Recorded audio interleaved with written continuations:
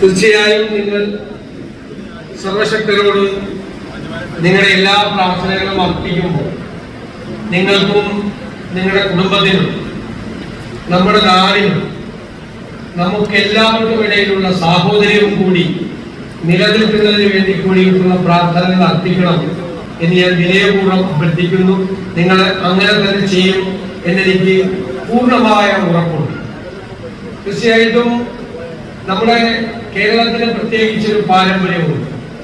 ഹജ്ജ് കർമ്മത്തിന് പോകുന്നവരെ ജാതിമത ചിന്തകളൊന്നും കൂടാതെ എല്ലാവരും അവരുടെ വീട്ടിൽ വന്ന് അവരെ യാത്രയാക്കും.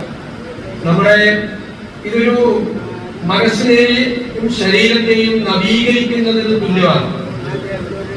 പോകുന്നതിന് മുമ്പ് നമ്മുടെ ജീവിതത്തിൽ ഇതുവരെ ചെയ്തിട്ടുള്ള കാര്യങ്ങളെ കുറിച്ചെല്ലാം നമ്മളൊരു വിശകലനം നടത്തുകയും നമ്മൾ തെറ്റുകൾ എന്തെങ്കിലും സംഭവിച്ചിട്ടുണ്ടെങ്കിൽ അതിനെ നമ്മൾ അവരോട് മാപ്പ് ചോദിക്കുകയും എല്ലാം പൂർണ്ണമായ മനസ്സൊരുക്കിയിട്ടാണ് എല്ലാവർക്കും അതിനുള്ള അവസരം ഉണ്ടാകണം എന്നില്ല.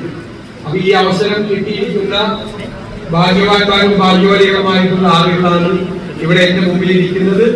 അവർക്ക് ഞാൻ എല്ലാ ആശംസകളും എല്ലാ നന്മകളും നേരുന്നു.